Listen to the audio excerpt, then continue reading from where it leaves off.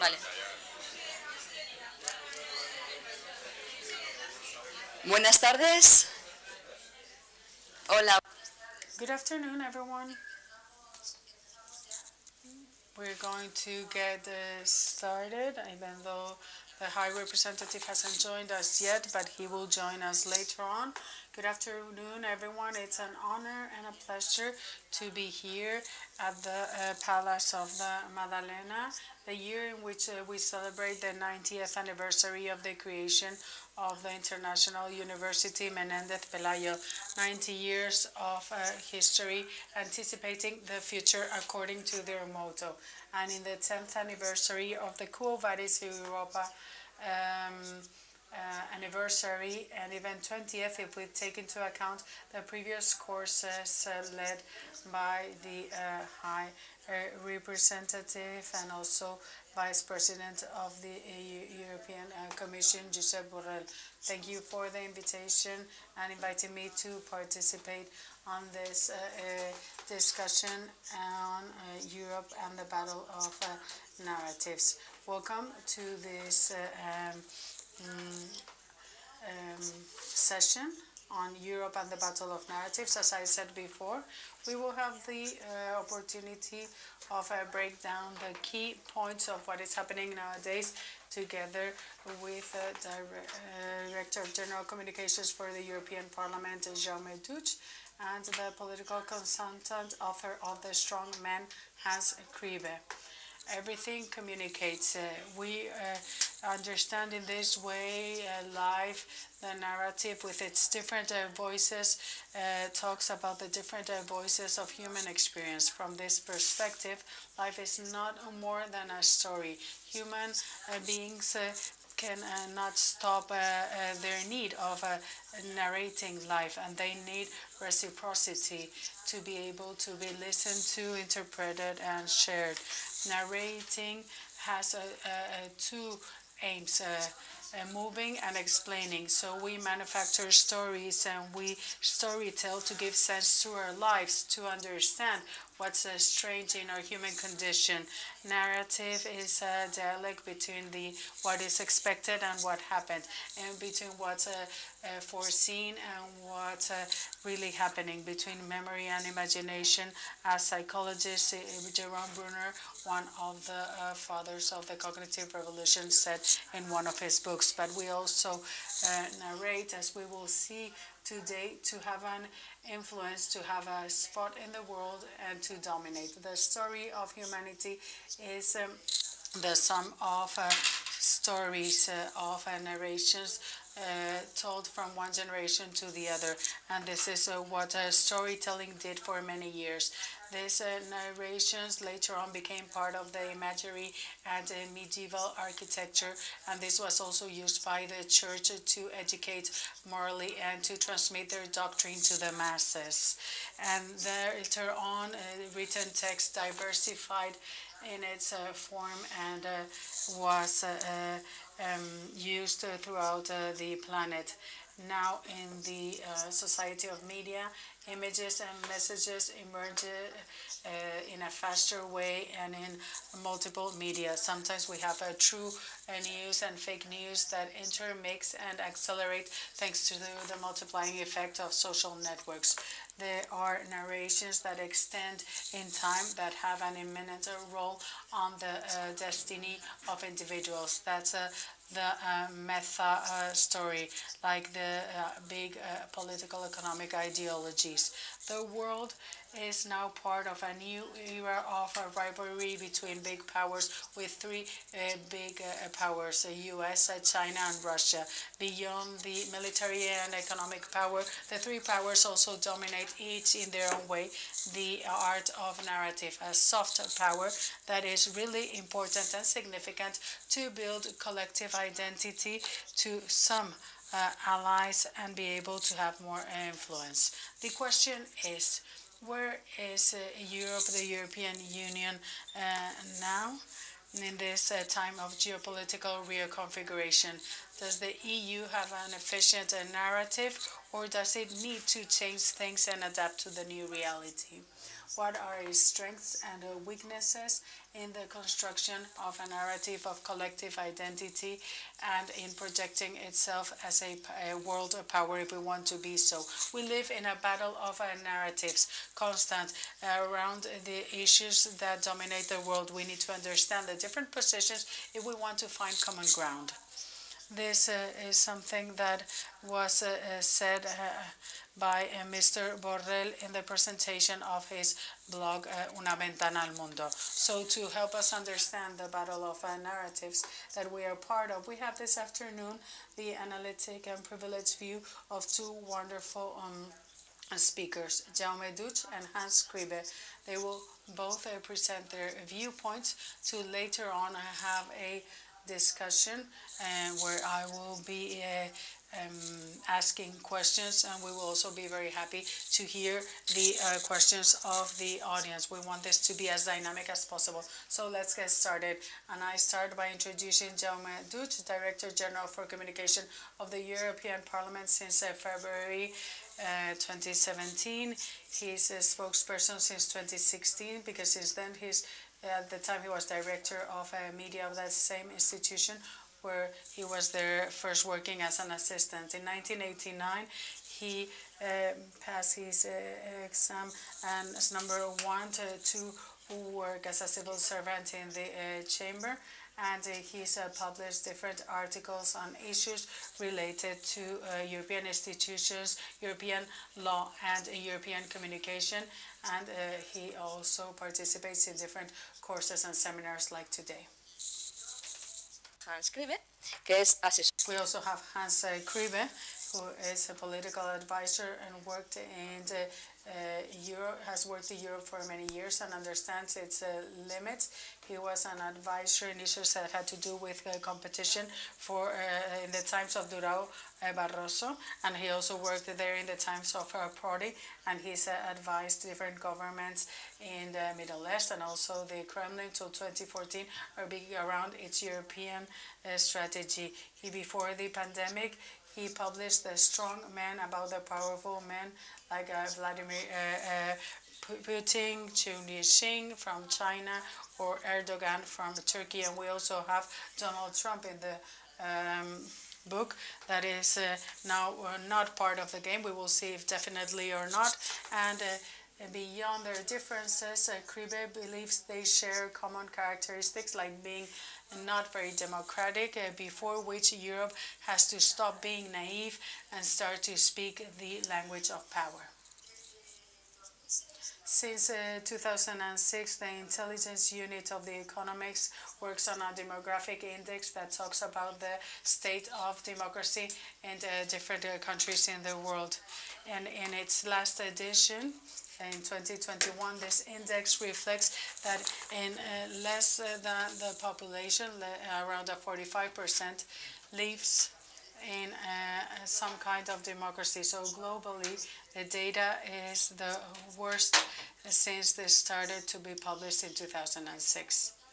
So the viewpoint of how we're evolving in Europe is less and less universal, and this is a big challenge because the background that we observe is a battle between democracy and autocracy in the world, and this fight and what the EU will do and will have to do is what Jaume will be speaking about, and I give him the floor.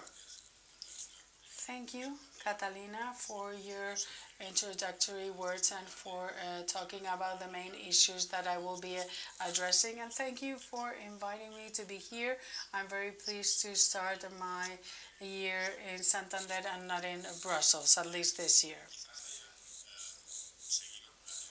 Maybe you've been able to follow with attention many of the interventions of the President of Ukraine, Volodymyr Zelensky, since the Russian aggression of the country started 6 months ago. In his interventions before the EU Parliament and later on using this same digital technique before different parliaments.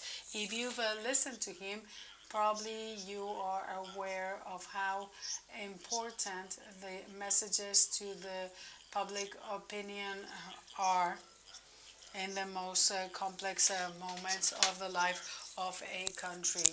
Messages that in some cases develop narratives that fight to be imposed in a world of disinformation and where overinformation are more and more important. There's nothing new here. We are probably all able to quote some of the historic phrases stated by Churchill or de Gaulle during the Second World War. But now the battle of communication and of narratives is more complex and more determinant.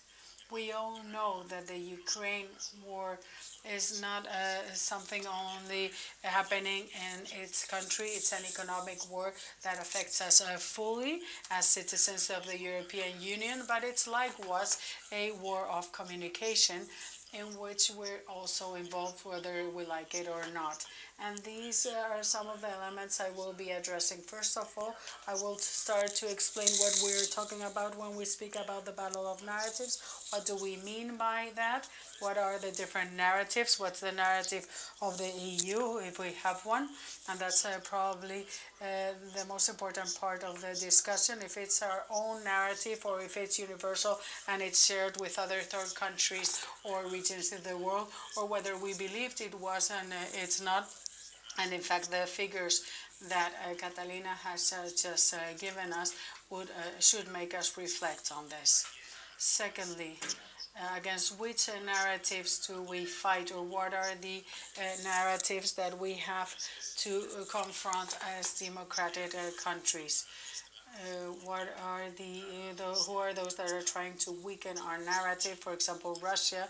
We will be speaking about Russia, and China that does so in a more explicit manner. And we have time to see what are the weapons of this confrontation and how when we oppose, what does Russia do to introduce its narrative in our public debate, and what else could we do as Europeans in the EU to defend our own narrative. So very quickly, what do we make reference to when we speak about narratives? I take the description from Professor José Luis Manfredi. He says that strategic narrative is the narrative that allows the political actors to explain their position in their international order, their leadership, or their historic contribution that allows them to legitimate their own values or disqualify the values of others. In both cases, narrative should be useful to legitimate decisions regarding public matters in open and permeable societies like ours.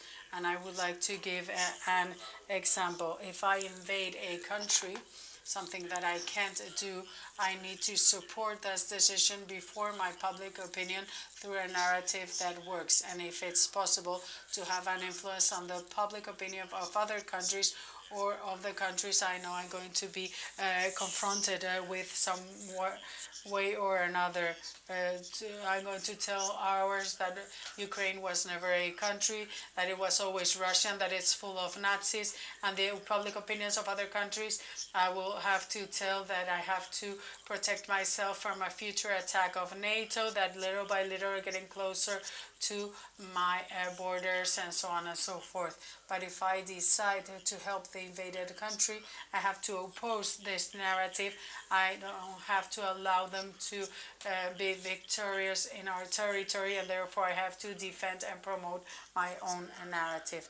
And I would like to say that according to me, when we speak about the battle of narratives in the world nowadays, we really are speaking about something even more important, and that is the battle between society models, or better said, a situation in which someone from the inside or outside attacks our own model, and therefore the values and rights that this model is based on. So this is a battle between a democratic model and one or several autocratic models. But this battle of narratives doesn't start with the invasion of Ukraine or with a pandemic. It goes back in time to the moment in which ideas and policies defended by the Kremlin were completely antithetic, and mainly when Russia starts to try and recover its role internationally. As we all know, this is documented in the Brexit campaign, in the American elections in favor of Donald Trump, or in the presidential Macron links, or in the referendum in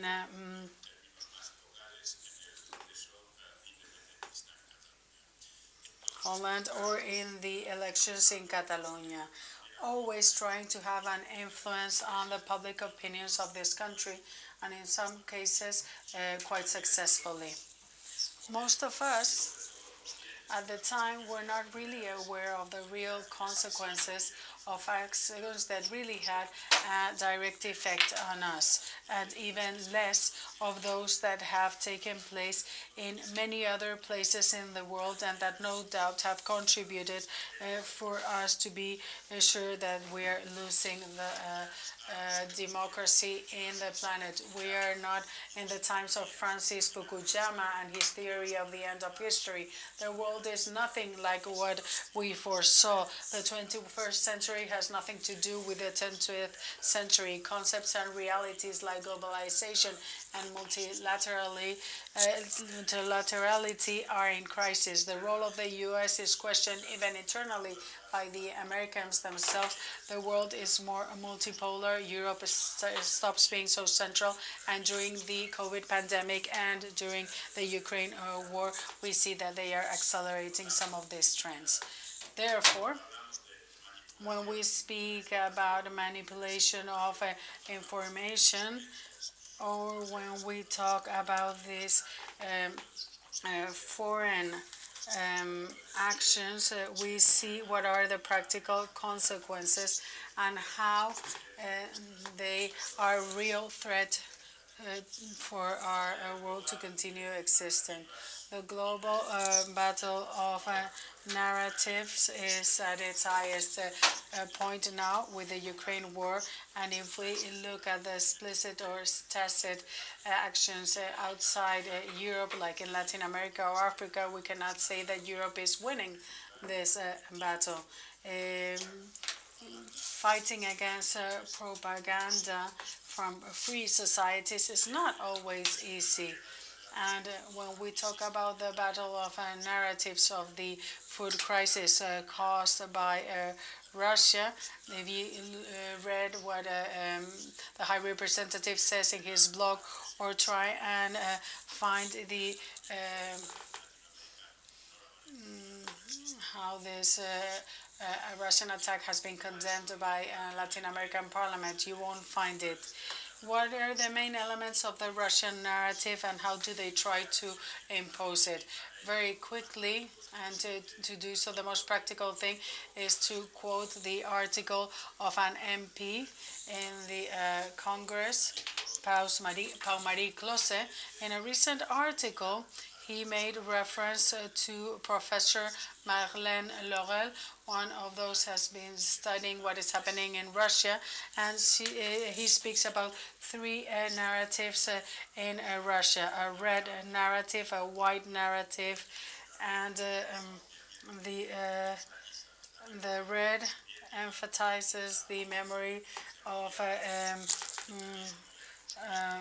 the USSR, consumerism, and they defend the territorial expansion of Russia, seen as an economic and social project. The white one invokes the religious orthodox principles, a nostalgia not only of communism but of the Tsars, that had traditional values in their territories, a narrative that considers that the weakening of Russia has meant antagonic cultures to their values, cultures that tolerate practices like alcohol and drugs, or that provide protection to collectives that should be marginalized, like the Jews, or even more recently, LGBTI groups, and a brownish narrative that talks about neo-fascist elements, that talks about the need of confronting in a violent manner the internal and external threats. Internally, they talk about fighting liberal orientations that don't take Russia to their destiny, and externally they recommend Russia that they should leave the Euro-Asian world, a role that they should demand by confronting themselves to other nationalisms that want to deny this. Three narratives that can be combined according to the situation and the person you're speaking to and the aim you want to achieve. The expansion of the international effect of these narratives is based on a strategy that is perfectly orchestrated and is consistent through time. First of all, Russia is using all the communication instruments that they are able to have at their reach to disinform, starting with the traditional audiovisual media like Russia Today and Sputnik, and complementing this with a dense network of bots that try to achieve division and confrontation in social networks. In many cases, also with feedback and with Iran. This is something interesting to point out, creating the arguments that are opposite to the European view. We saw this clearly throughout the first months of the COVID crisis, when Russia and China both developed or promoted campaigns to show their supposed superiority to fight the pandemic, and later on, when they weren't able to achieve this, to become or make the campaign of who was going to get the vaccine first, trying to also support the anti-vaccine movements in EU countries. A fundamental element in the battle of narratives is the fact that in many cases the strategy is not only imposing one view, but in creating doubts or even internal conflicts regarding the internal vision and the practical management of this view by politicians and a specific society. That is to say, the degree of success of the campaigns, in this case of the Kremlin campaigns, in many cases shows the problems and weaknesses of the continent. They make use of freedom of speech and plural politics in our civil society. So now that there's more inequality, there is a way of more messages coming in that have specific effects and affect the credibility of the institutions of the countries and of the EU. So they are Trojan horses. So these are the problems that we face at each moment, whether we're talking about climate change, the pandemic, or the difficulties of migratory flows. They are not problems that come from outside. They already exist, but they are exploited in a different way. So the battle is how to describe them. Are they simply challenges of our time? They're the kind of issues, smaller or bigger, that all societies have to face in a democratic manner. That would be our narrative, the Western narrative. Or are they, and this is what the opposing narrative would say, they are the test of the failure of democracy, and that only a different regime, an autocratic regime, will be able to solve successfully. An important element in a democratic society is public debate, listening to different views, being in disagreement, or working to convince them of our own positions. Democracy cannot work without the commitment and participation of all society. In some cases, therefore, it will be easy to decide certain things, but in other cases will be difficult or very difficult. The process of listening or waiting the views of each and every side. A dialogue can take a lot of time, and in some cases it might seem confusing or even chaotic if we compare it to the decisions that are made with no debate from an autocratic leader. Something normal in any country, and even more for obvious reason, which is this discussion process that takes time and sometimes seems to complicate things. It is typical and logic to believe that in a member state, imagine even more in the EU, where there's more actors and more need of coordination and discussion. And of course, there's always going to be external actors that try to make use of these differences to make the democratic system seem weak, or even to prophesize about its collapse. In fact, and now I'm referring to some of the roles of the Foreign Affairs Service in Europe, it considers this narrative of the imminent collapse of the EU or of the free European society as one of the main narratives used nowadays by the Kremlin, and that works really well in crucial moments and in moments like, for example, the migratory crisis of 2015. The 1.5 million Syrian refugees that got to European borders were a challenge that was not well solved, but the Russian or pro-Kremlin propaganda made the most to describe an apocalyptic situation that was bringing Europe to a systemic collapse, something that didn't happen, but it is true that there was damage regarding elections for some parties or governments. Something similar happens in the case of demonstrations against decisions made by the institutions in our countries. The right to express your disagreement with the government and their policies is part of democracy, and all European citizen has the right to demonstrate in the streets. In fact, these movements are part of the democratic European tradition, and they speak more about their strength and about its possible weakness. But it's in Russia, where they go war, or those that demonstrate about the war are the ones that are put in jail. But we see how in these narratives they make the most, sometimes with images, the fact that EU member states in Western Europe, there are citizens that demonstrate against the measures put in place by their governments. One last element typical of Russian narratives is that element in which it is Western democracies and not authoritarian systems, the ones that are governed by an elite that is evil and that works against the interests of people. It is an ancient narrative, more than 100 years old, and the absence of evidence regarding this, curiously, sometimes becomes the fake test of its existence. How powerful are these people that they're able to hide all of this? And once we get here, does Western Europe have its own narrative? My view is that yes, it does.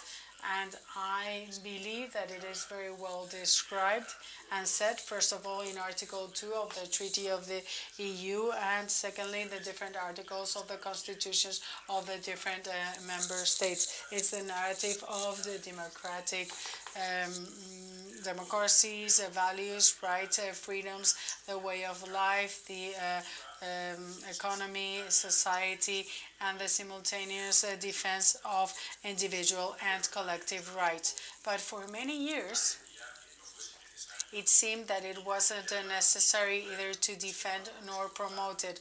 We gave it for granted, and that was the logic when we organized our countries, and this was the way in which we will continue to be successful. You had to bring together the promotion of multilateral bodies, and we had to work with third countries. But now we see that this is not so. After countries like, for example, China offer a similar catalog without almost no requirements. Therefore, there is a narrative, but we now start to see that there is a strategy to defend and disseminate it. And the first question is to know whether we need to update his narrative or otherwise put on the table a new vision, a new approach with some new elements. We have to look into these new elements, the future of the EU, among most of it among those projects that are more in line with the concerns of the new generations, the ones we have to convince. For example, the role played by the EU as a champion of the sustainable transition, the Green Deal. The President of the Commission, Ursula von der Leyen, defined it as our feet on the moon, and maybe it is a clue, but or we might need to reinforce the European sovereignty in a world that is more and more unstable. It is what defends Macron, Josep Borrell, and the EU, following the track that was laid down by Juncker when he talked for the first time about the European sovereignty. And at the same time, the Ukraine war is leading us to the going back to the initial narrative that was the one which did not help us to communicate about the real sense of what we are doing. It might be something positive regarding the new generations. We did not know how to explain to youth what was this new EU. We put examples such as Erasmus, the cheap flight, the local flight, and other elements that are rational but are not really emotional. So instead of selling the EU, we were just selling a discount card. So now we have to go talk about the essential questions: peace, dictatorship, autocracy, and now we are able to tell youth that Europe is not only a place but also an idea. As Jean-Henri Lévy said, it might be our main narrative, but for that we need many things. We need political will, we need commitment, and we need to progress in the European integration. We need faces, political leaders that are able to represent ourselves. We need strong and independent media.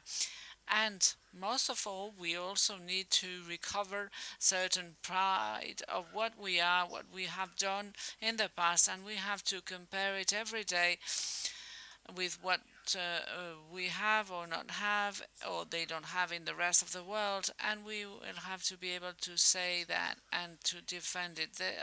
It seems quite evident, but I'm not sure we are doing that. I will end up here. I could talk also about the fight between different narratives and fight against this lack of information. What is the EU doing to fight against this lack of information or this information that is coming from China, Russia, and that is also coming sometime from the EU itself? That's all, and no one will defend better the democracy than ourselves. Thank you.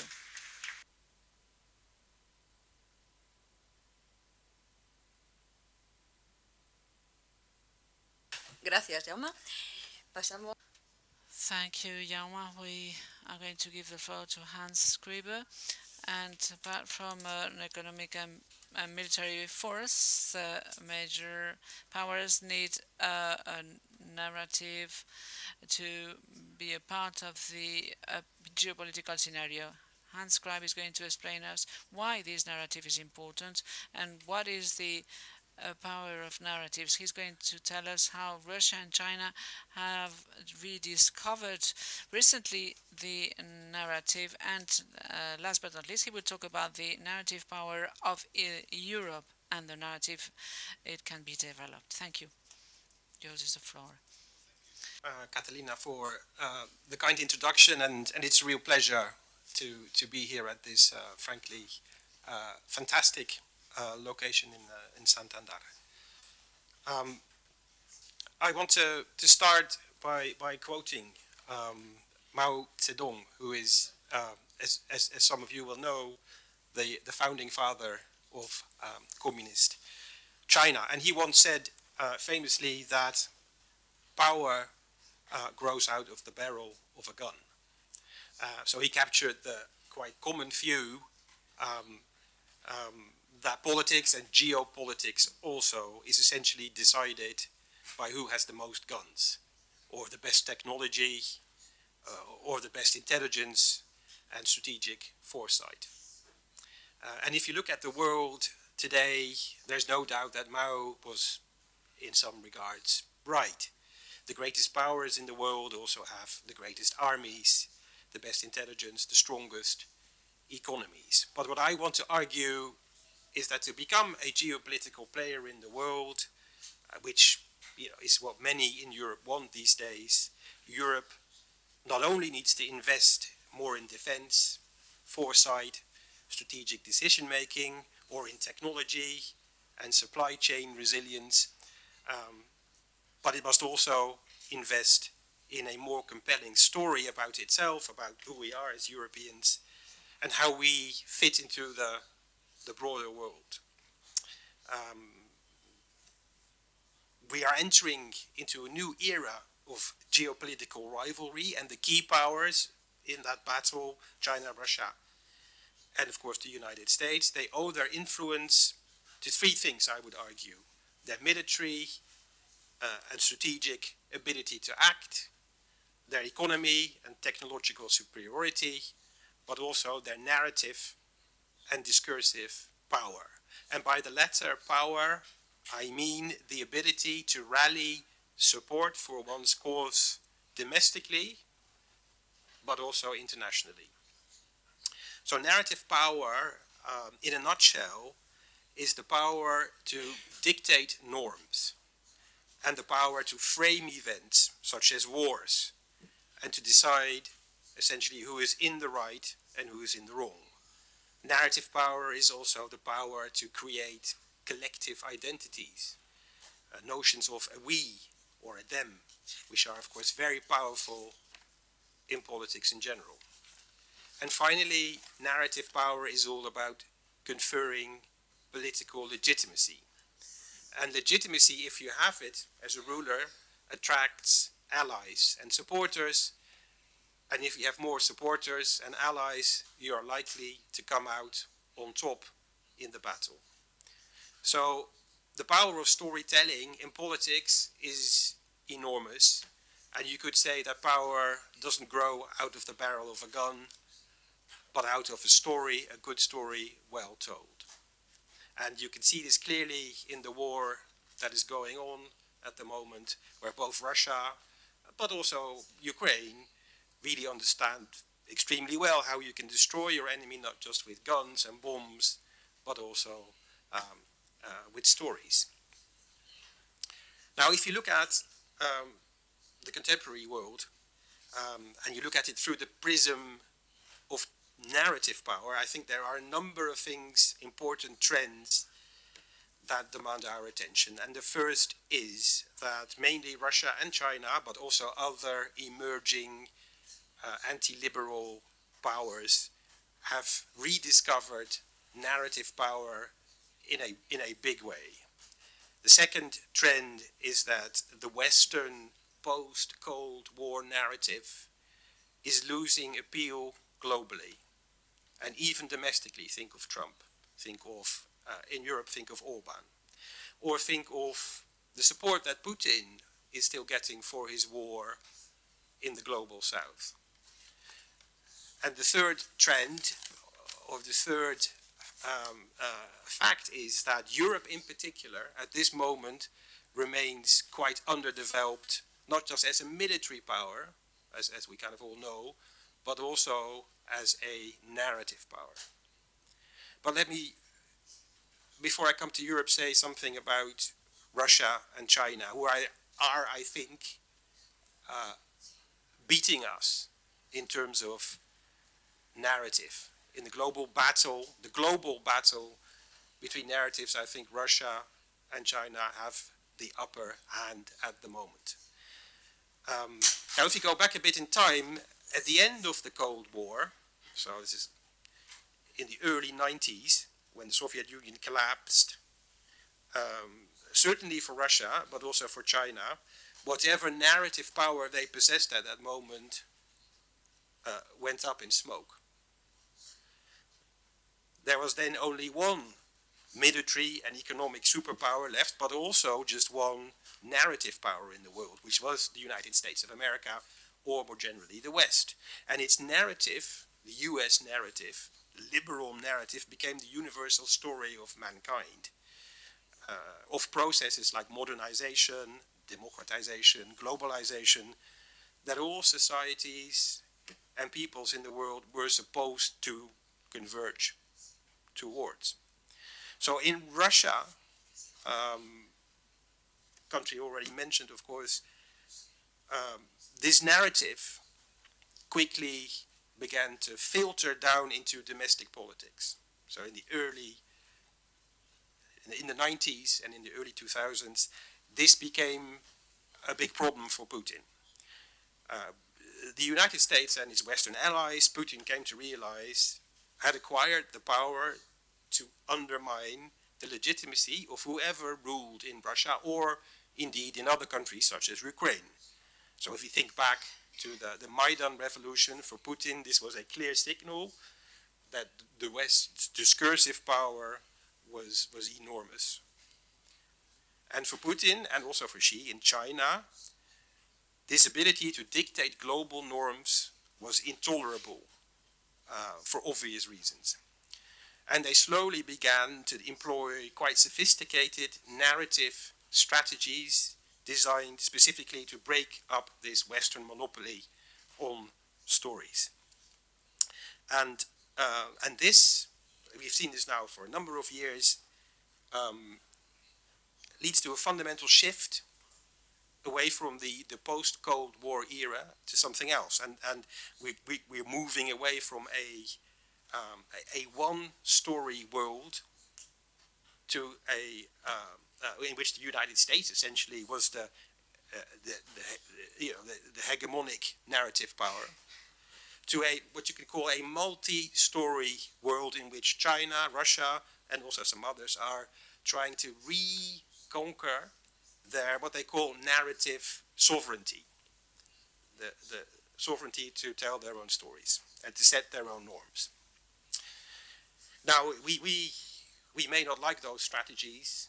They are very disruptive, but from the point of view, from the strategic point of view of China and Russia, they are perfectly rational. And these strategies have four important pillars. The first is that they shield domestic audiences from Western media, but not just media, also popular culture, books, films, cinema, and NGOs. Second, they intervene quite aggressively, as we've already heard, with disinformation campaigns in the West, amongst others to undermine elections. Three, they use very aggressive also public diplomacy campaigns to promote certain narratives, such as China's mask diplomacy during the COVID pandemic. And most interestingly, and fourthly, I think is that they are actually spending quite a lot of effort into creating a powerful national and historically grounded story that manages to mobilize support in their own countries, but actually also internationally. So I'm gonna look a bit at China as an example of such a story. And this is a story that the Chinese leader, Xi, has been propagating now for, I guess, a decade or so. And it's called the China Dream. And one reason why this story is so powerful in China, but also in parts of the world, is that it simply has all the elements that make a good story. So it has, for example, a clearly identifiable hero, which is a lead character, and it's China itself, of course. And it's a hero that, moreover, has a very compelling, dramatic history and a past that explains what China is and where it's coming from. And it's also a history that has lots of setbacks in it. And it therefore reveals something about the hero's destiny, his future, the overcoming of those setbacks. And that's something that involves struggle and sacrifice. Now, this story, the China story fits this scheme quite nicely, and it goes a bit like this. So a long time ago, China was the greatest civilization on earth. They called it the Middle Kingdom.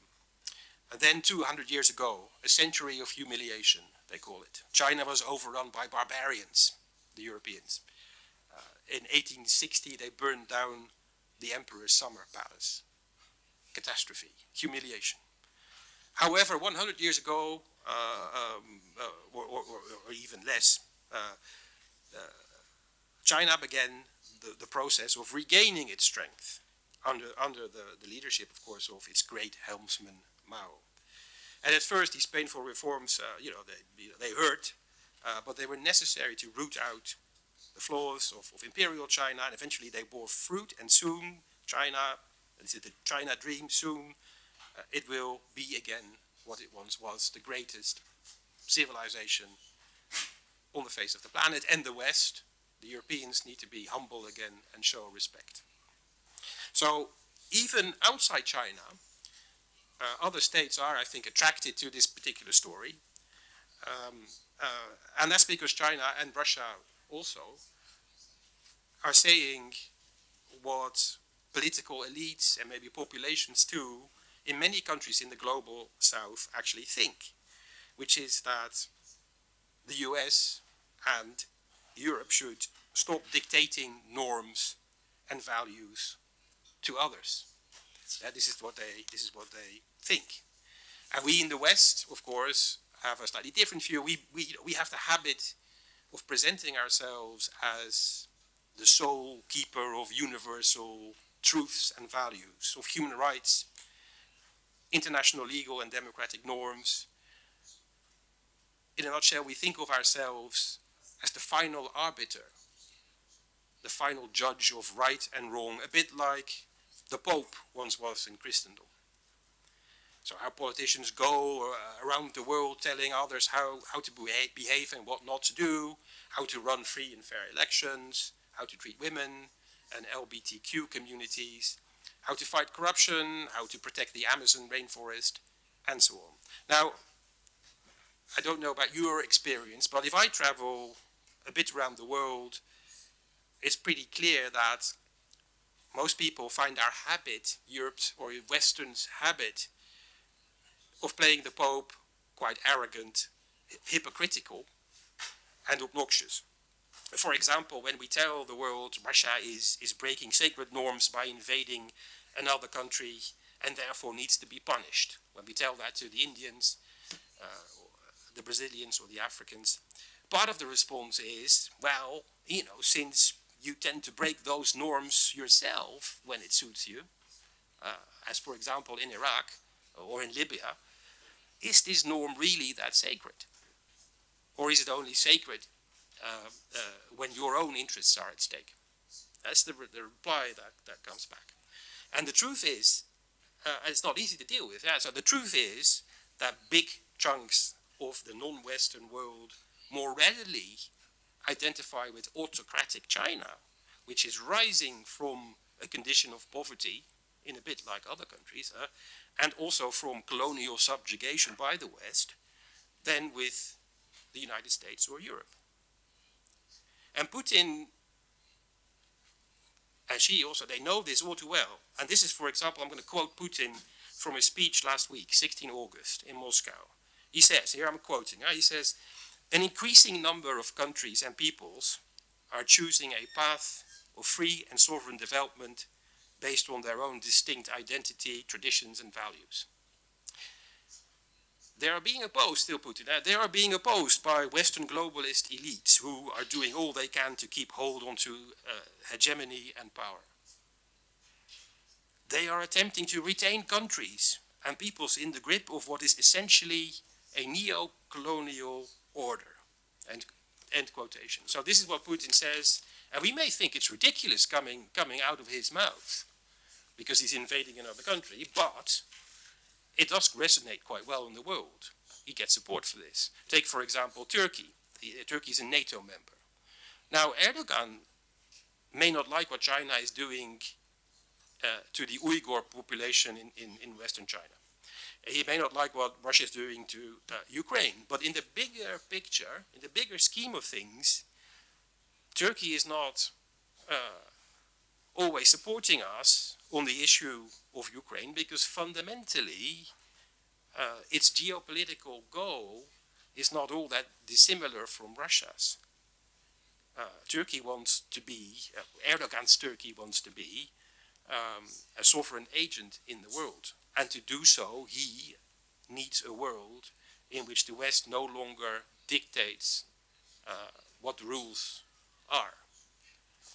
So no wonder Russian oligarchs and businessmen and also tourists still find safe harbor in Turkey. And no wonder why other countries such as Brazil, India, South Africa, for example, announced only last month in July that they will be working with China and Russia on plans to become less dependent on the US dollar as the global reserve currency. So, the war on narratives is not necessarily going well for us. So where does this leave Europe and our quest for narrative sovereignty? Well, I think we Europeans need to realize that the post-Cold War consensus, the so-called liberal rules-based order underpinned by US power, is over. This is painful to hear for Europeans because the EU itself, the most important vehicle of European unity, the EU itself is an intrinsic part of that multilateral supranational order. Let's be honest, the EU is not a state. So the United States, which is a state, can always say the global rules-based order breaking down is a terrible thing. But we can always follow Henry Kissinger and his realist advice and act like big and powerful states have always acted in history. But for the EU, this is clearly more difficult. The EU may be big, but it's not a state. Still, this is something that we have to learn to do.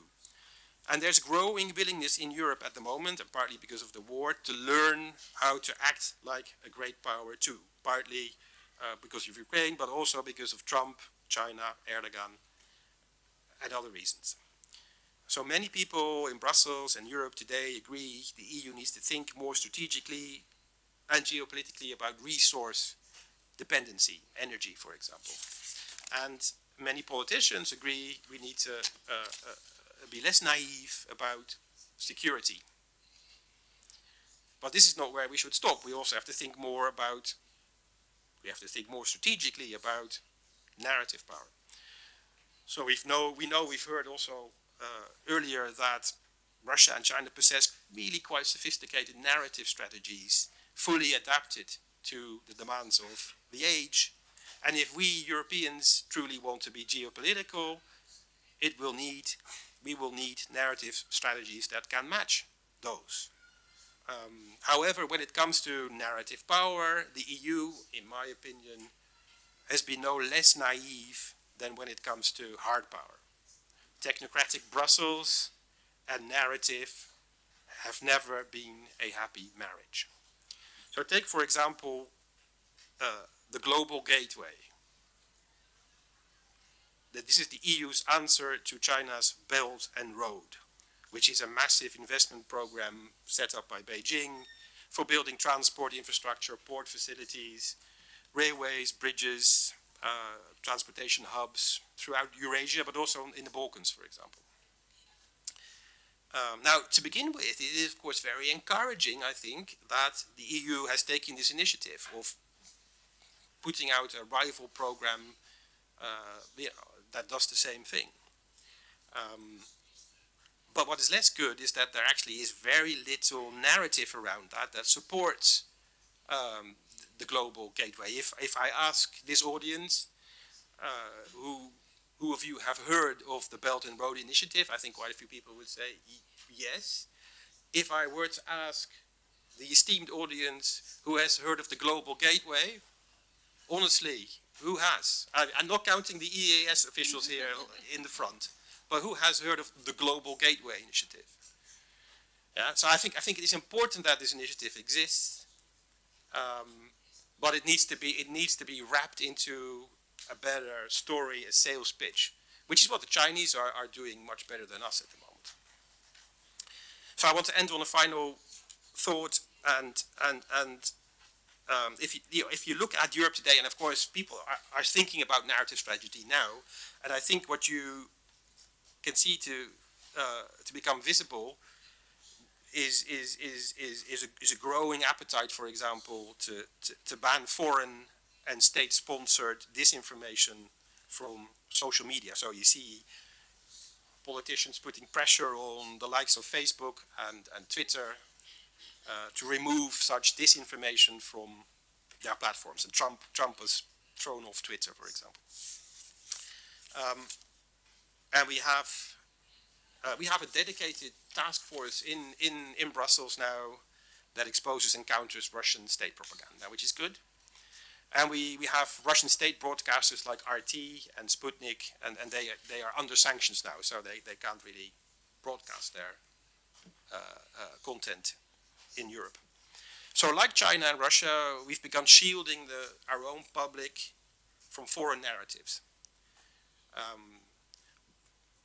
But blocking such foreign narratives only goes so far. It only is part of the work. Because you also have the wider world. You can only block it from a European audience and not from the wider world. And moreover, in our liberal world, unlike in Russia, we have freedom of speech principles. Yeah? So there's only so far you can go with blocking illiberal information. So the bigger prize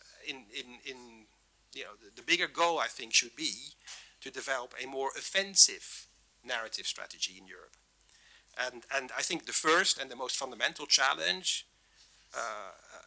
is to rethink the story, fundamentally rethink the story of Europe that we want to tell the world, and also ourselves, by the way. And similar to the China story I mentioned earlier, I think that story needs to have a clearly identifiable hero, a subject, a main character. And that hero, moreover, would need a history. He would need to have a past, and that past needs to be filled with trials and tribulations, and there must be a sense of forward progression and of overcoming those obstacles. And our hero, which is of course Europe, would need some destiny, a goal, an end. So yeah, we have the China dream. Can there be such a thing as a Europe dream? And if so, what is it? Now, this is a question that I'm not sure we have really thought about long and hard enough. And if we make such a story, we have to make this story also uniquely about Europe. So we should avoid the old habit of turning the history of Europe into the history of the whole world, leaving no room for other stories. Now, as I already said, so I don't think such a story now exists, but I think it's exactly the story that we need to develop. And this won't be easy, and again, because Europe is not a state, so it's not even clear what Europe is, unlike the United States or Russia or China. And the continent's history, it needs a history. The continent's history is also, as we all know, extremely complicated. But still, as an inspiring world power, and I think certainly the HRVP would agree, Mr. Borrell would agree that we are an inspiring world power. It is important that we invest not just in guns and military security, which is happening, but also in narrative power. So thank you for your attention.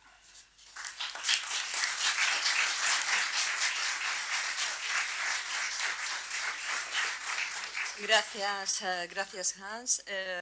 Thank you, Hans. You're saying that the main challenge that we face is to rethink Europe's history, which is complex, to see what we want to tell the world, but also ourselves. So the question is, you both agree on the fact that Europe has to foster its narrative, but is it necessary for the EU to make a total change, a full change, or only a partial change of the paradigm? Does the EU need to speak in a clear way with the language of power, clearly showing with strength what are its interests in the world, and to update its narrative with more ambition of boxing in the League of the Great, proclaiming with pride that Europe is a unique civilization in the world that is worth its defense, to change the American dream for the European dream? And my question too is, do we have audience in Europe that will say yes to this idea? Well, there's many questions in one, but I will sum it up first. Those that have to be convinced that the best place in the world to live in the 21st century continues to be Europe, but with some exceptions, has to be us. And if we believe it, we have to work so that it continues to be so, because as I said before, no one will do it for us. The EU, and we all know its history, we all know why it starts, we know that it's a response to 2 world wars, and that it continues to allow us more than 70 years of peace, which was unthought of in previous centuries. But we also know that up till now, Europe has mainly been present at an economic level, and we all remember that it's an economic giant, but small politically. But it doesn't matter that we are small politically, because we go hand in hand with our big brother, that is the US. That is not so, or is only in some cases, or only in specific moments in times, and it stopped being so with Obama. And this changed even more radically with Donald Trump.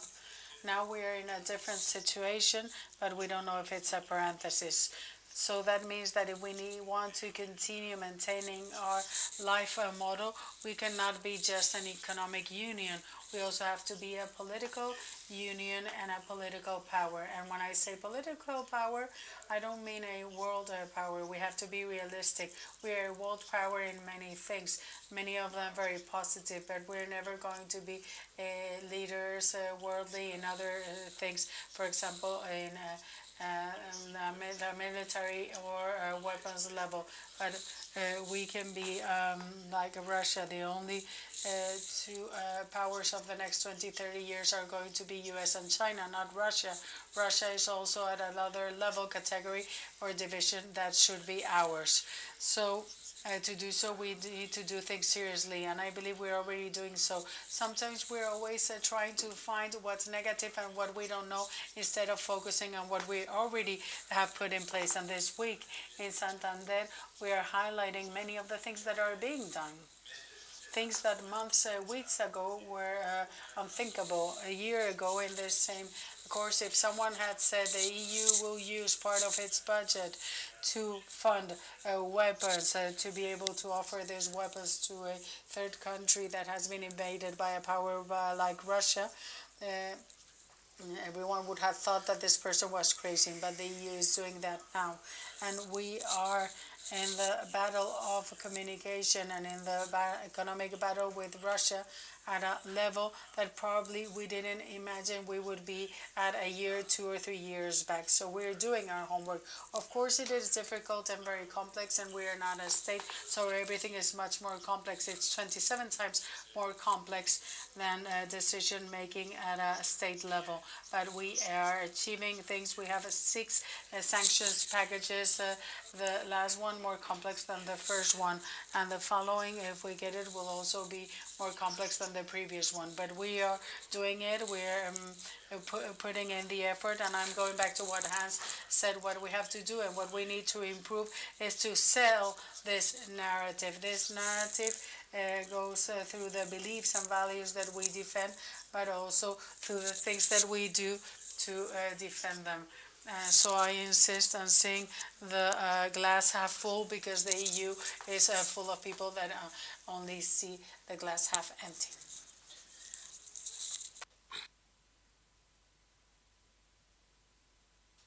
Yes, we need to change the whole narrative. But I do think we need to update it and recognize that we are in a different era. And this is an era of competition. So whereas we come from an era where we could take for granted that our story was seen as the one and only true story, we now live in a world where stories compete. For example, one theater of this competition is Africa. Now the projections are that Africa's importance in the world is only going to increase in the next 10, 20, 30 years. Its population is going to be the biggest on the planet. And one of the really big strategic questions for the future is whether Africa will develop deeper partnerships with China than with us. And in order to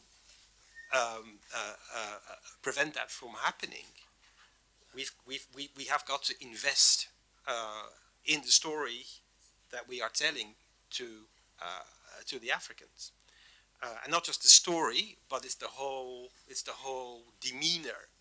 And I think there is a bit of work, to be honest, that we have to do, because we come from a history where we are accused of being hypocritical and arrogant, and we need to find a way to address that. So we need to go in, tell the same story perhaps about our way of life being the best, but maybe in a slightly different way.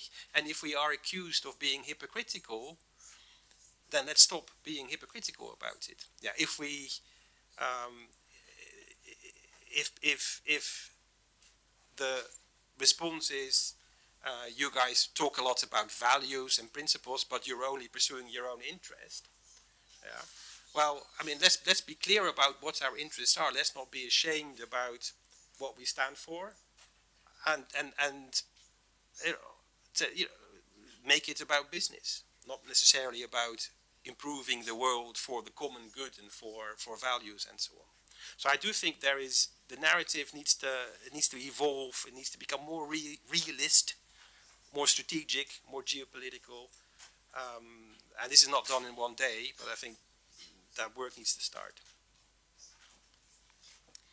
Volviendo o al hilo de la idea esta de que Going back to the idea that we always tend to see the glass half empty. If we look at this last 2 years that have been so difficult with the pandemic and the war, and everything that the EU has done, because there are decisions that are historic, that 2 years or a year back we couldn't even imagine.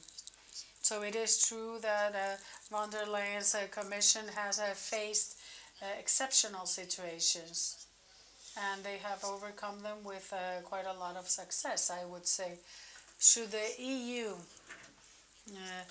when talking to its own citizens, but also other citizens outside the EU, create a powerful narrative of the success when facing problems, and what should be the ideas that we should focus on to continue building that renewed European narrative?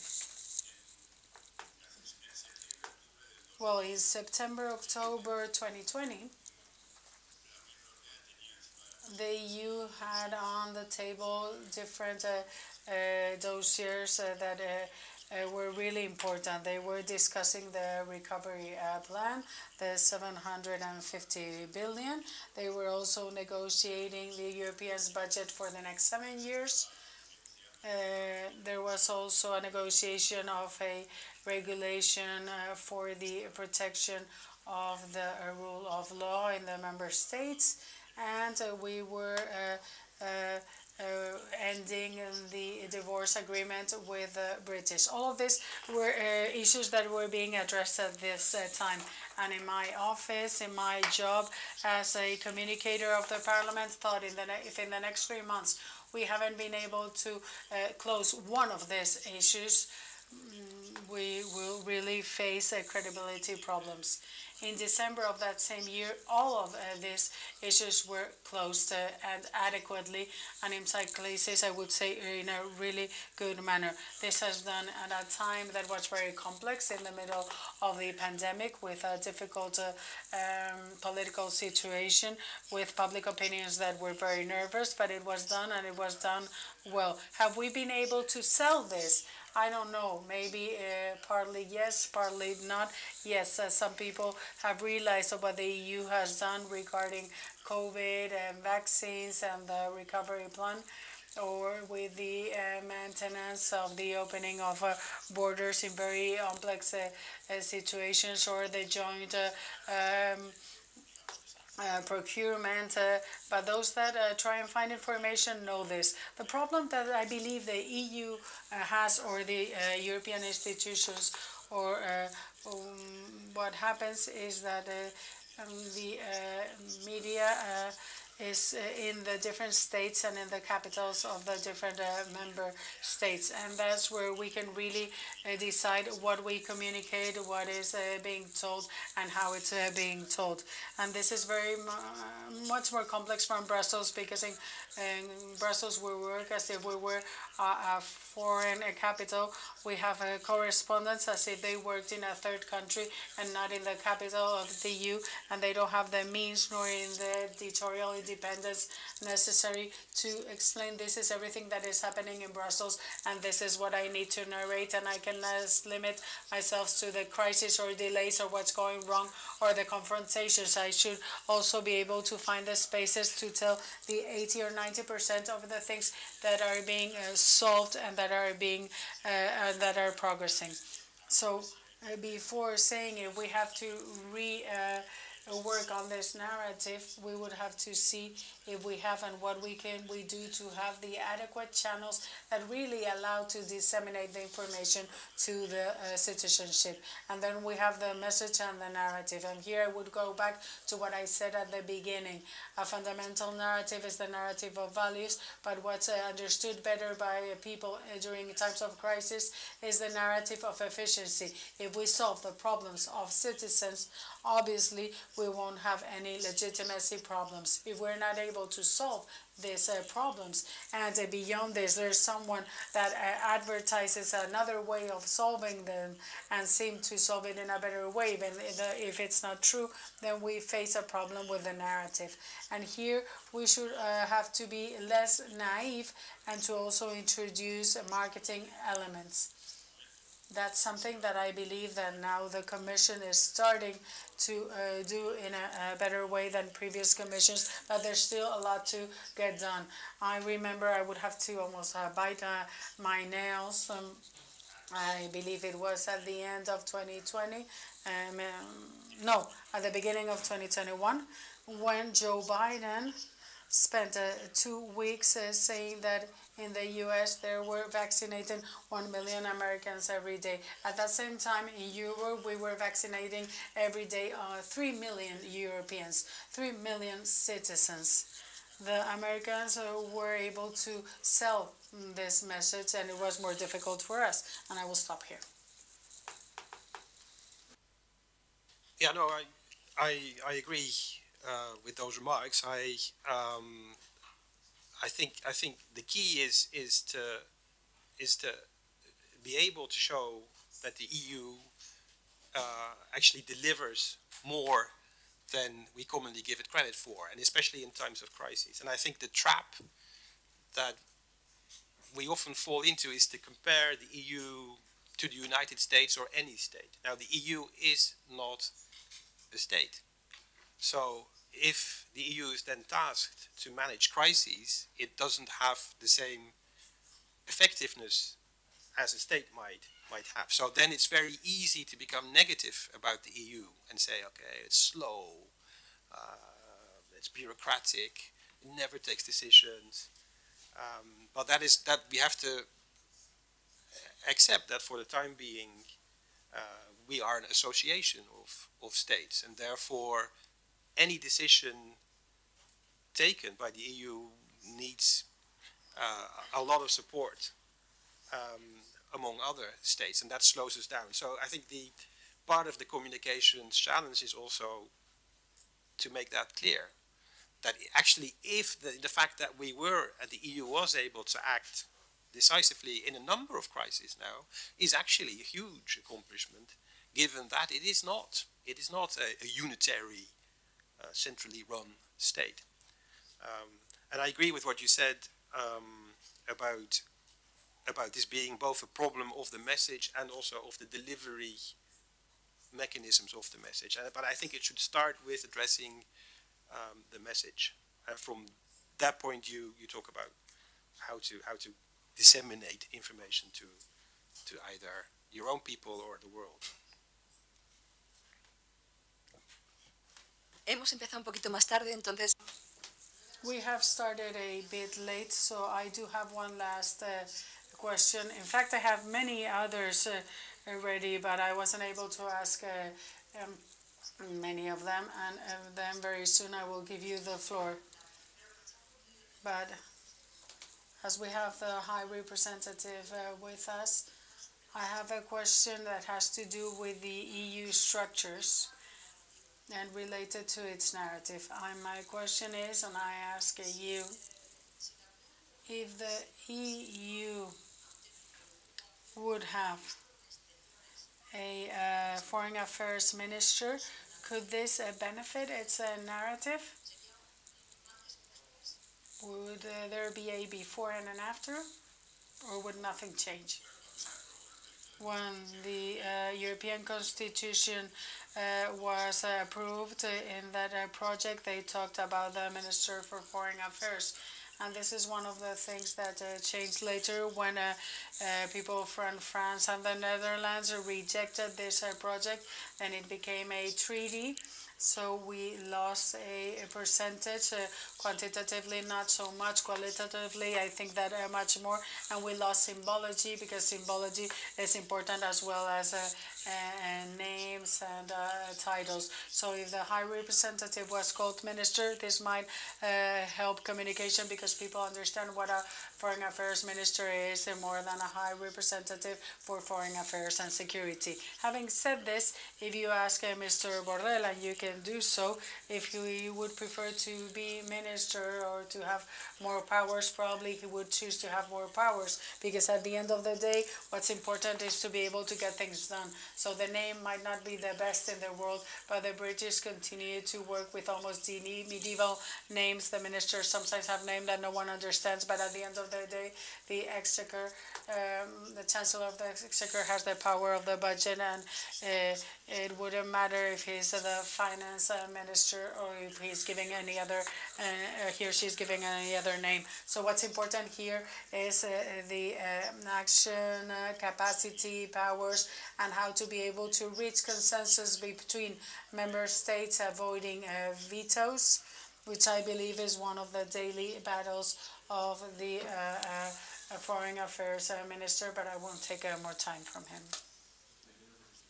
Well, first of all, I apologize for being able to be here for the whole session. That was very interesting for me, and I'm sure it's very interesting, but the world doesn't stop, and my telephone never stops, so unfortunately I wasn't able to join you for the whole thing. Jaume is very right. The name is important, but what's most important is what you can get done.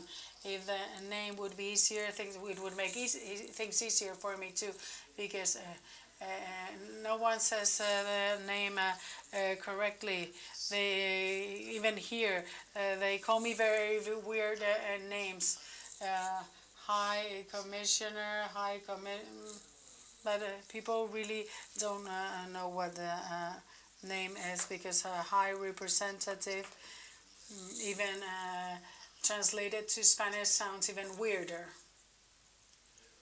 But it is true. Sometimes the name has its importance, and when it was going to be a minister, that British decided that it shouldn't be so by argumenting that ministers are members of a government, and that the government is the one in the states, that the EU is not a state and therefore doesn't have a government and therefore doesn't have ministers.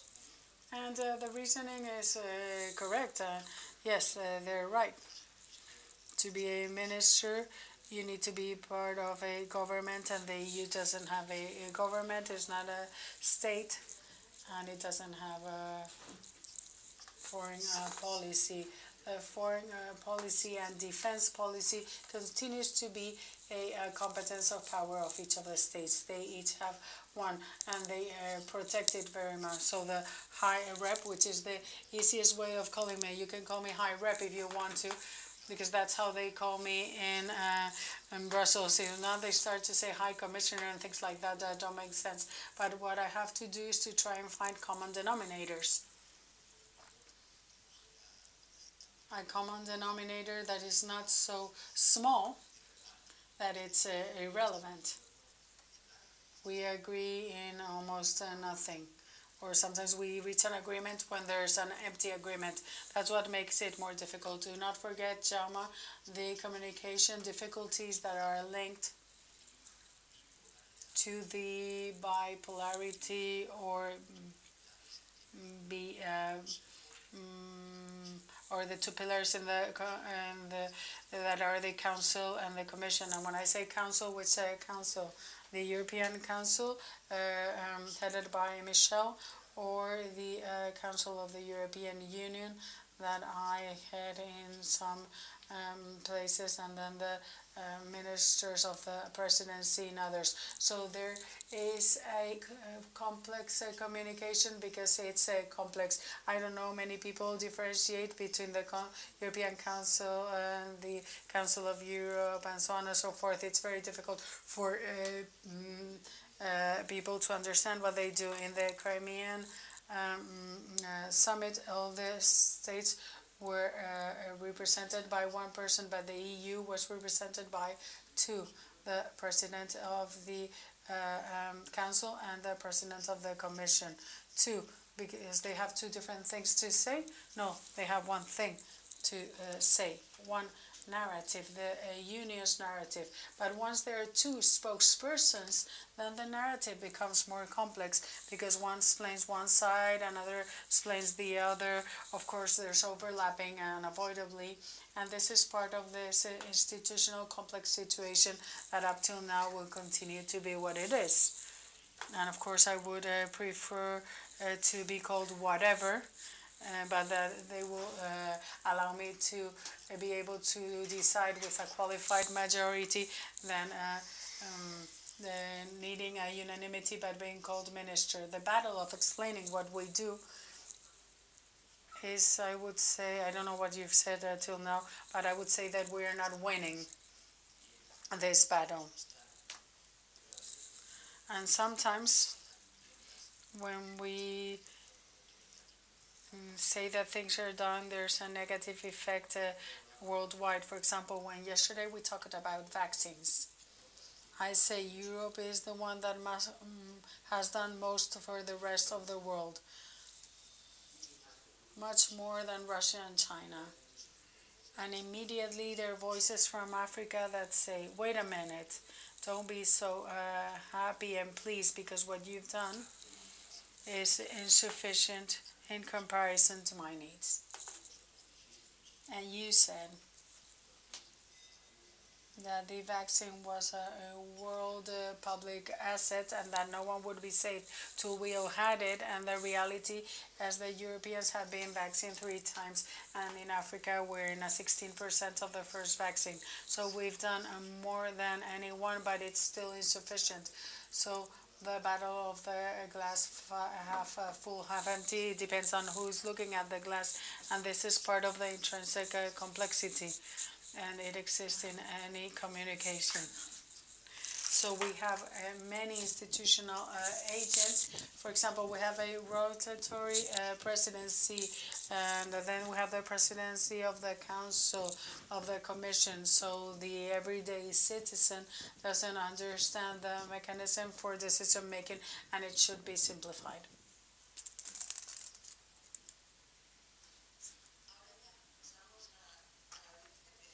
Now we go to the audience. To start with, I have 2 ladies here that want to participate. 3.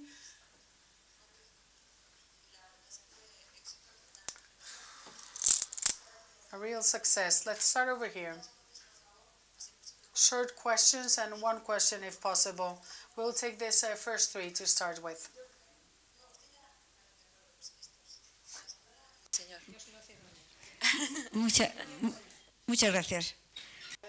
Thank you so much. For 15 years, I've been an MP in Europe.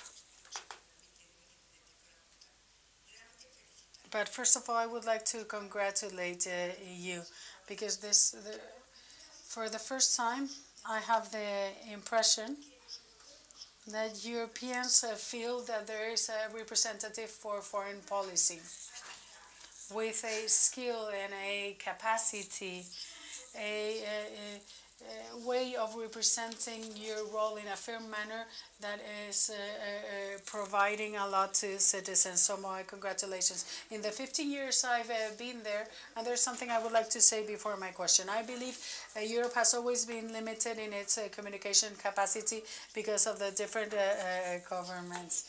Europe restructured its communication but wasn't able to design a real communication model. And you can see this even in the MPs in the parliament that have to communicate through spokespeople to the fact that the communication, what is communicating is what is being done but not what we are.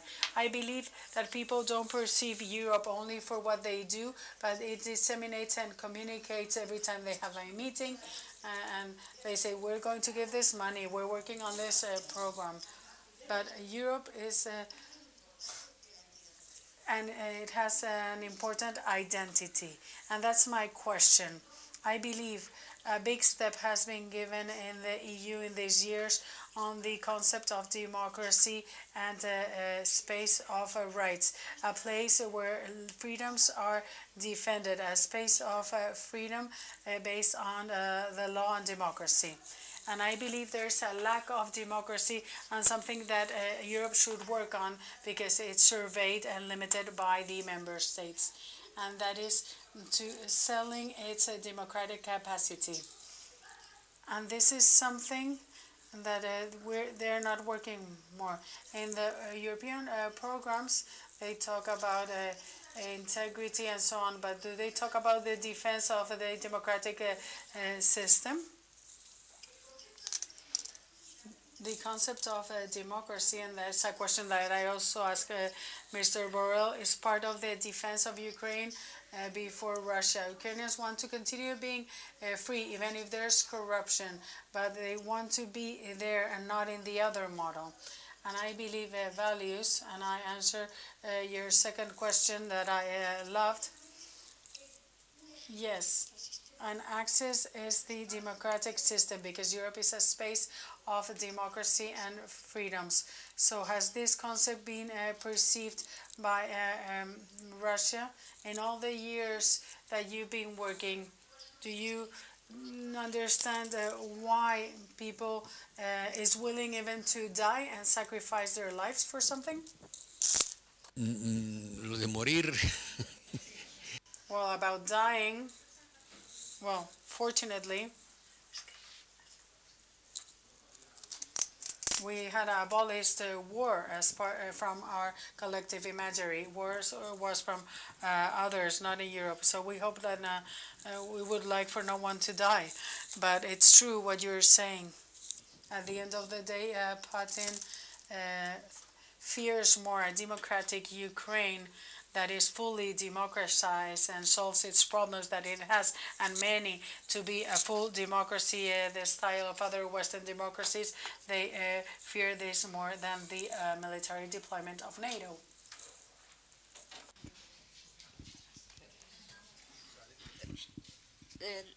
El espacio democrático. The democratic space. Do you think it's the key element to defend the identity of the EU beyond what Europe is doing, and if all the measures that are being put in place, should they defend their identity in a deeper manner? I agree with.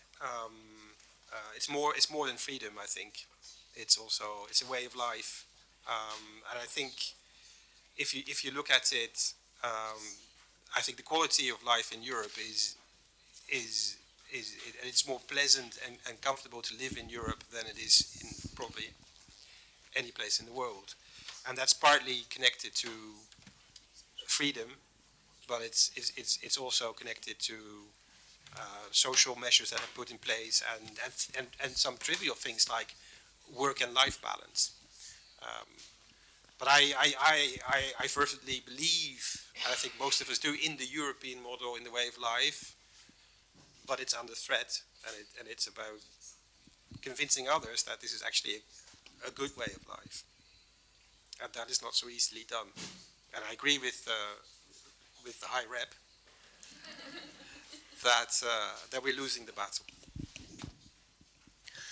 Bueno, yo creo que el problema digamos, de I guess that I've addressed that during my talk.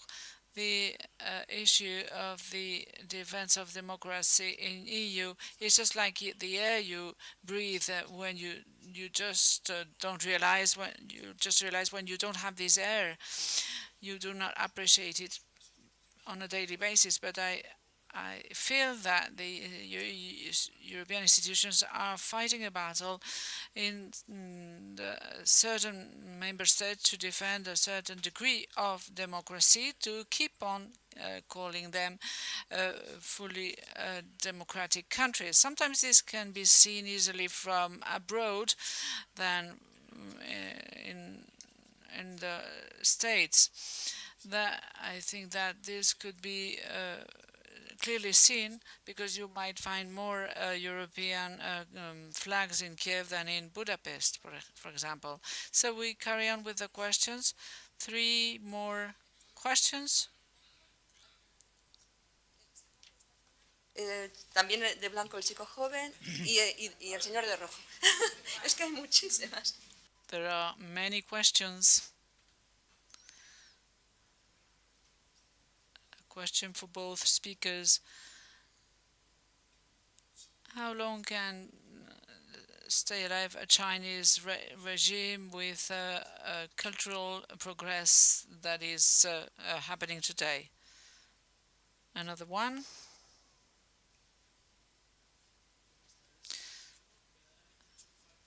I would like you to talk about the possibilities to have this information to be successful.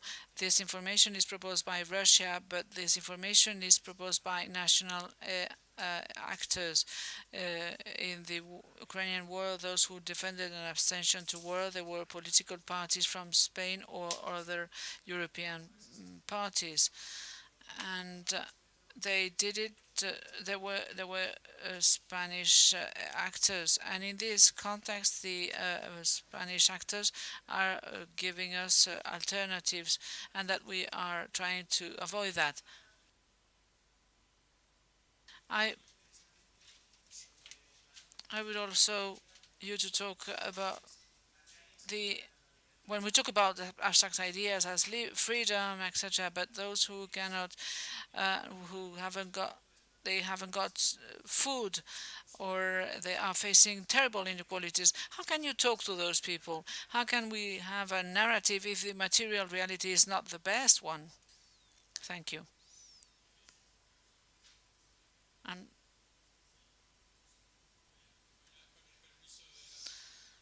if I may, I want to bring about a nuance. I'm going to read a quote for you to understand what is this information. It is a quote from Margarita Simonial, the General Director of Russia Today. This is from the webpage on disinformation that is directed by Arrupes, the High Representative for High Representative.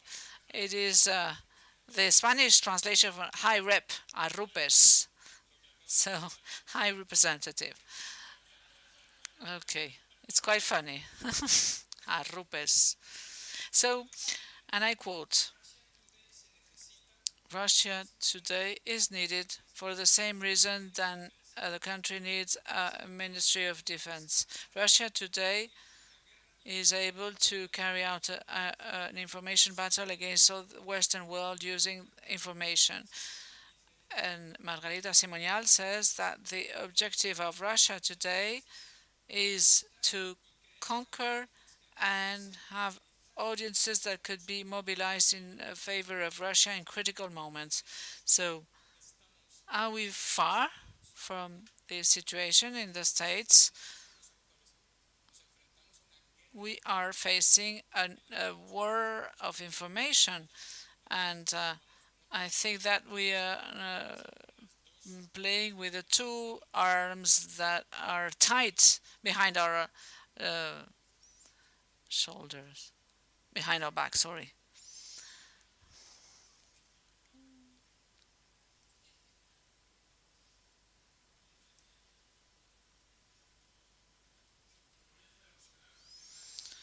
I would like to talk about the hypocrisy of the third countries. I work in Oxfam Intermon, and they are caring about the interest of the Global South. They're very critical with the attitude not only of the EU but of the Western Bloc. In such a world order where the European Union has to find a legitimacy in its action and mustn't be seen as someone using its interests but also using values to mislead us. There are two examples that are very different. This is the international agreement on taxation with its two pillars. They have fill in the gaps of the international fiscal system. This is going to be this agreement that amounts to a high degree of money collection has been led by the G7 and then to the G20, and then we left the countries in development participate. There are many voices that haven't participated in the negotiation on an equal basis, but just at the end of the process there is another example, which is the Paris Agreement. And in the framework of the United Nations, it is important to talk about the frame. The Paris Agreement, the developing countries have participated until the end, and we have committed ourselves to reduce, etc., in the horizon 2050. And I think the EU is able to demand the commitment and the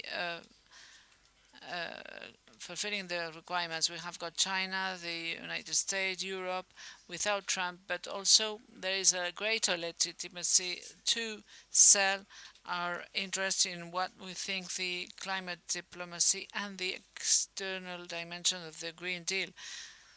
That there are more hypocrisy than in other places. So as there are many, we have many questions. We distribute the questions. We do not have to answer to all the questions. So I just wanted to add something to what Nacho has just mentioned. There is a before and after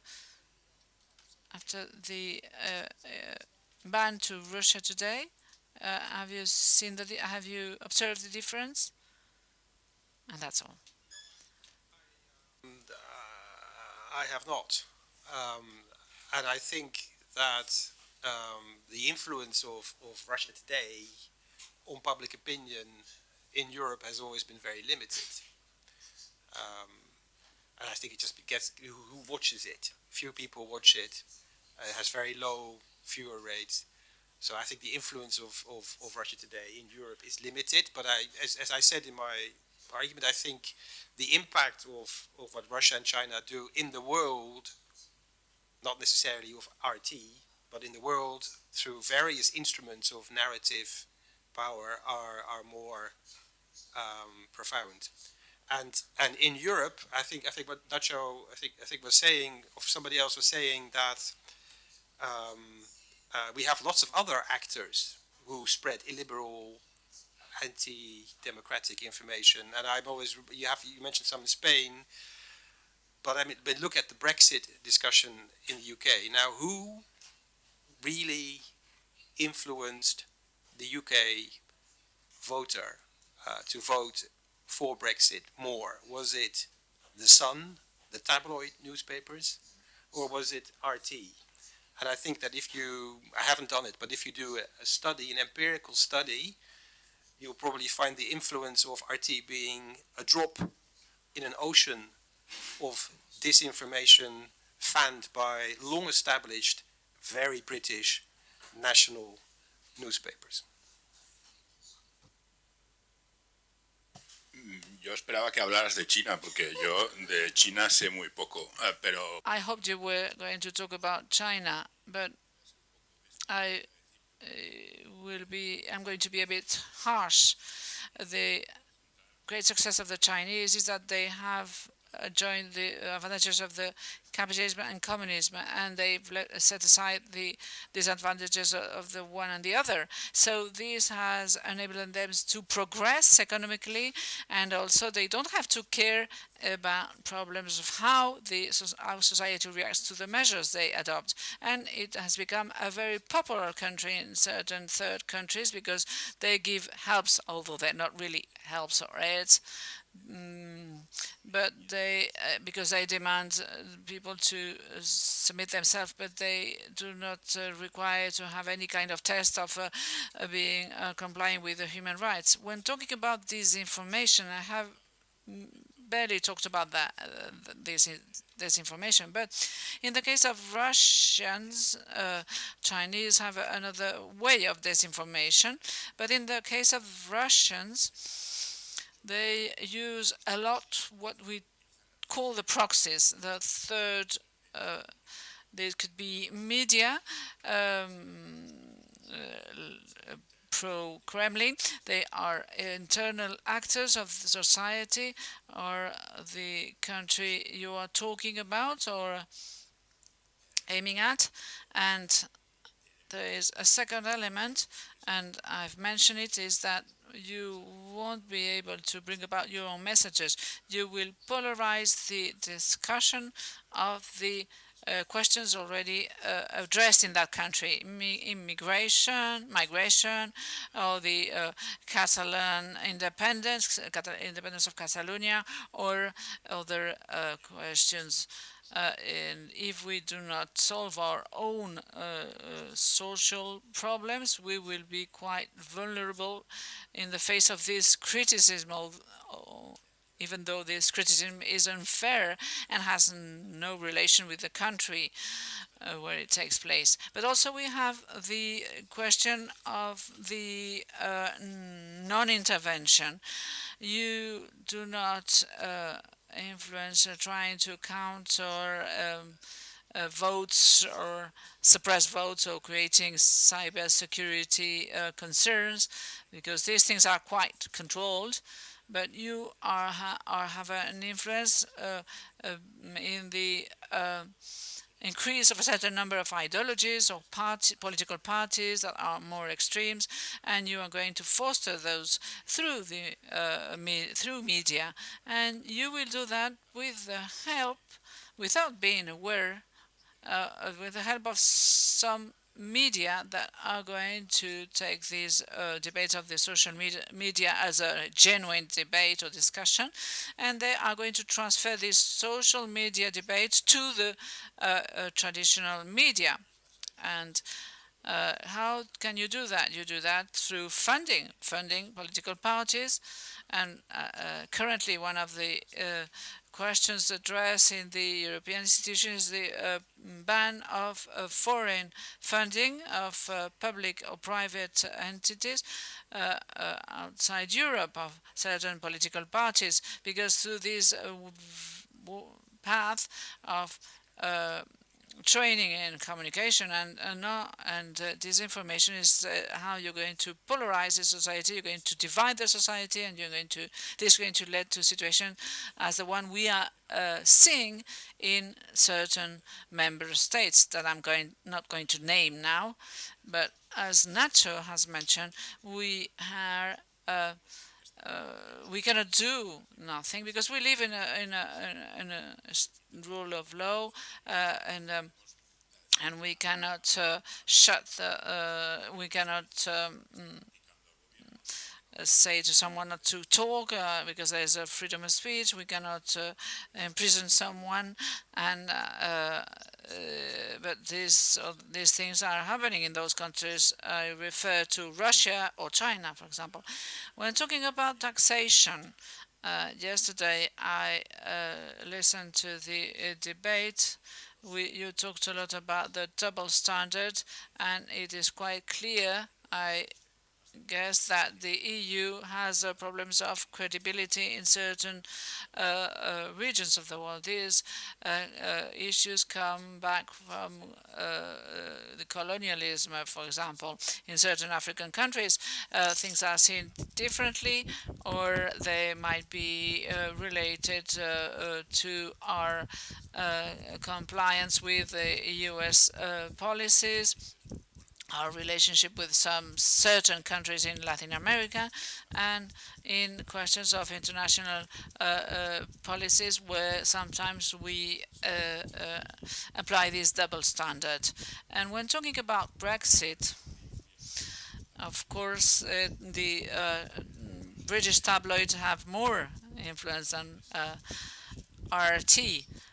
Not only RT, but the disinformation in English that it comes from the Kremlin world is quite controlled, but the information in many other languages, starting from Spanish, no. We have done a lot with certain platforms, Google, YouTube, where of course we can we achieve certain results when using English language, but there are languages as important as English, for example, Spanish for Latin American countries, where the efforts have been very few, and they have great influence then. And in respecting to Brexit, the disinformation of Brexit is not only the 3 months previous to the referendum, but it is the disinformation of the 30 previous years. This information is created and it is maintained and multiplied in London.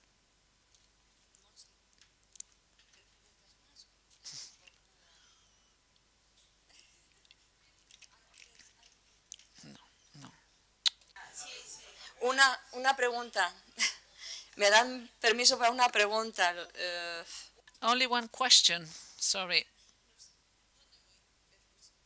Mira, allí hay dos que se mantienen firmes. Entonces, los dos, venga, los dos. Muchas gracias por la pregunta. Mi pregunta. Thank you.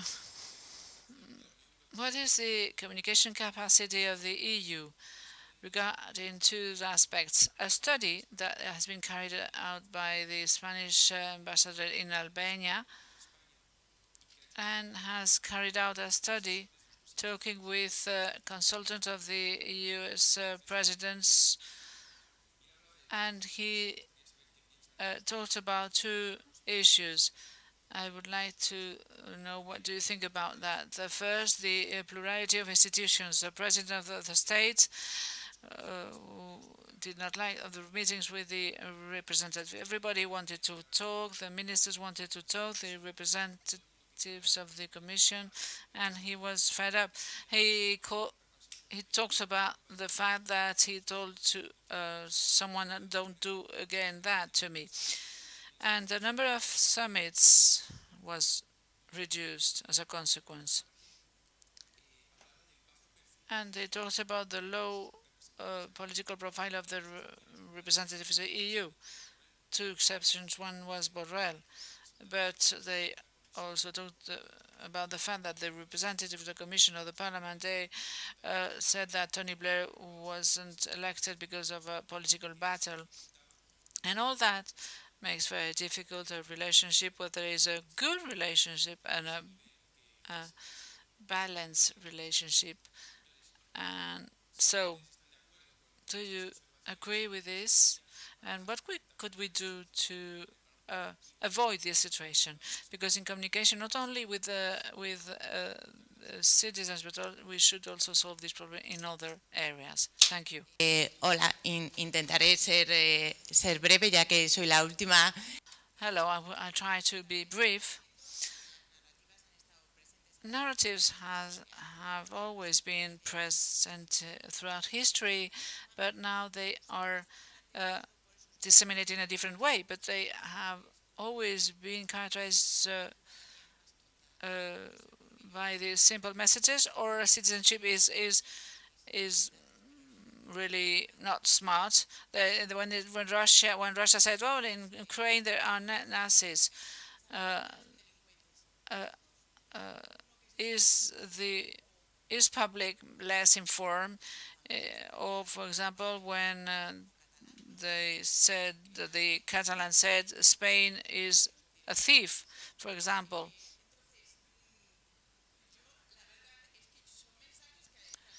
These messages are a bit silly, but people believe in that. They are based upon simple messages, and they're fake news.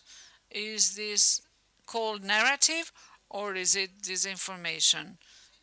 Simply disinformation, because we get those messages, and I feel, and I don't know, they are like mantras. If you repeat the same fake news, people end up by believing that, because if I have to believe that in Ukraine they are Nazis, it's difficult.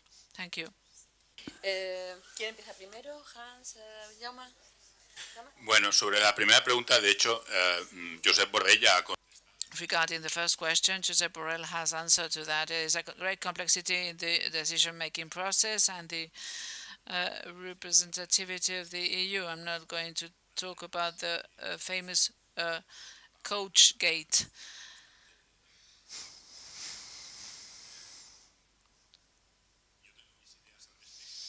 I've got my ideas, and we discussed about it to structure the EU. Maybe we do not need a president of the Commission or a president of the European Council. Maybe we could only have one presidency, and it would be simpler. Or maybe we could say who is representing us abroad, or in which domains. For example, for intern affairs is one person, and for the external one it is someone else. I think all politics have internal and external matters. So I guess you have given it a touch of humor, but of course when the European delegation is presented, we do not need a map we need a map to see who are the representatives if they all go together. Otherwise, it's very difficult. But Josep Borrell has talked about that, so I'm not going to talk more about that. Talking about the basic messages are the ones who work. So for us, it seems impossible and silly, but it is true. One of the tactics of the disinformation is to repeat once and again, the message, and it becomes a truth, even though it is a lie. There are neo-Nazis in Ukraine. The Russians spent years saying Ukraine is a country full of Nazis. So from the first day of the invasion, this message increases. So these media are going to talk about that one, about these Nazis, and it seems absurd and silly. But why does it work? Because this message is not delivered on the 24th of February, but it is quite old. It might not work outside Russia, but it works well in Russia, this message. The only thing I had to add on that last point is that you talked a bit about short mantras and disinformation. I think that the two are not necessarily the same.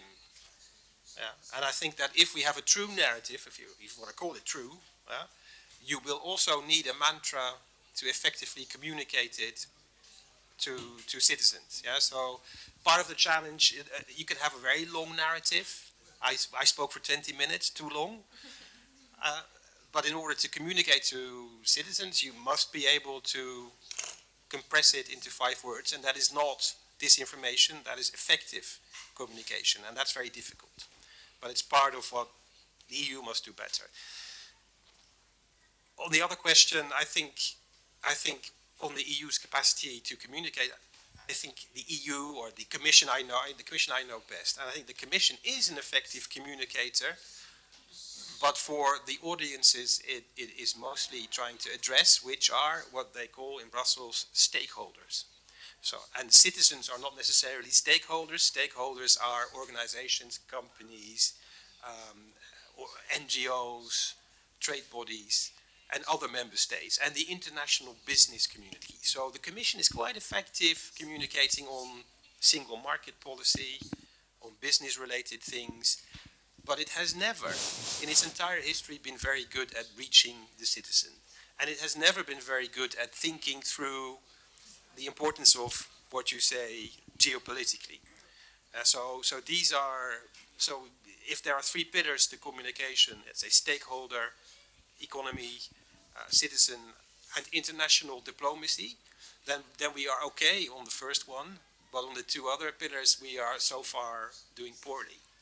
And that is partly the history of what Brussels and the EU is, because it was largely about the single market for a long time.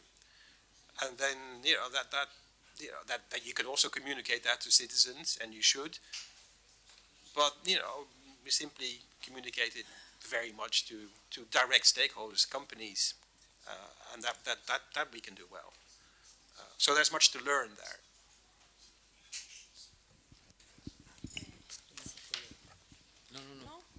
Vale. Bueno, no, que despide, pero porque si no la gente se va muy rápido. Mañana empezamos a las 9:30. Tomorrow at 9:30. Tomorrow. Que uno de los ponentes tienen que coger un vuelo, o sea que os pedimos un esfuerzo para estar aquí a las 9:30 en punto mañana. Y ahora, Catalina. We ask you to be here tomorrow at 9:30. Sorry. So we have had a lot of time. It has been great. We have reached the end of this session, and it has been really fascinating. The EU is a privileged space, an oasis in the world, and so we are really fortunate to be a part of this collective construction. Its defense should be our mission. A powerful narrative that has been described by two speakers are the best building blocks to build Europe inside and abroad. Media, the public media mostly, are the best to disseminate and reinforce this narrative. The media, we are fighting against disinformation that are creating a bad narrative. So that's why many media, as EFE, has opened a unit to verify and to check the news. Thank you very much.